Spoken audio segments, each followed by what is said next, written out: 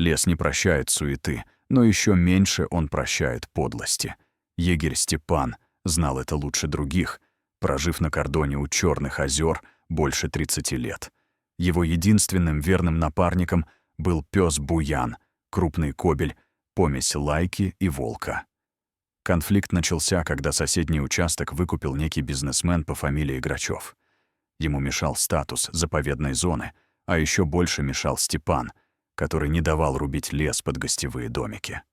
Грачев привык давить силой.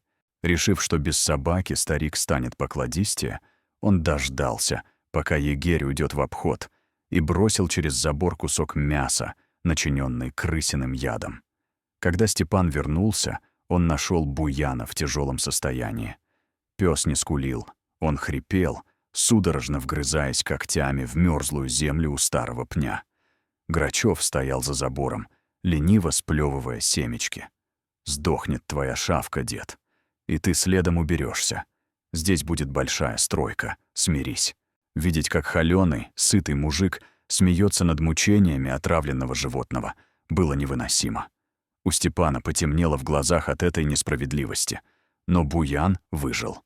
Инстинкт самосохранения заставил его сожрать кусок горькой травы, вызвавшей рвоту, что спасло от полной дозы яда. Ослабленный пес продолжал одержимо рыть землю под пнем. Он не искал справедливости. Под корнями старой лиственницы находилось огромное гнездо лесных полевок. Запах грызунов и накопленных ими за лето семян был настолько сильным, что инстинкт охотника пересилил даже боль от отравления. Буяну нужно было восполнить энергию, и он чуял добычу. Разрывая гнилые корни в погоне за мышами, пес вытащил на поверхность не грызуна, а тяжелый, обмотанный, истлевший мешковиной сверток. Буян, едва держась на лапах, дотащил находку до Степана. Когда мешковина разошлась, пожухлую траву осыпали золотые украшения и старые советские облигации. Но самым важным был герметичный пакет с документами. Это был общак местного лесничества еще времен перестройки. Среди бумаг лежал оригинал кадастрового акта, из которого следовало, что отец Грачева в свое время незаконно переписал на себя государственные гектары, подделав подписи.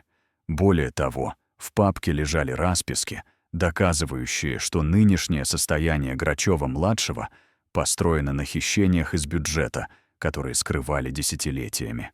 Грачев, увидев через забор знакомый по рассказам отца сверток, побледнел. Он понял, если эти бумаги попадут в область, ему конец. В панике он сам набрал номер знакомого майора полиции, надеясь перехватить находку и обвинить Степана в незаконном хранении ценностей. Но расчёт оказался ложным. Вместе с полицией на кордон приехали экологи и прокуратура, которые уже давно копали под Грачева. Экспертиза не только подтвердила подлинность документов, лишив дельца прав на землю, но и нашла остатки яда в миске пса. Грачева вывели с кордона в наручниках под прицелом камер местных журналистов. Степан остался в своем лесу.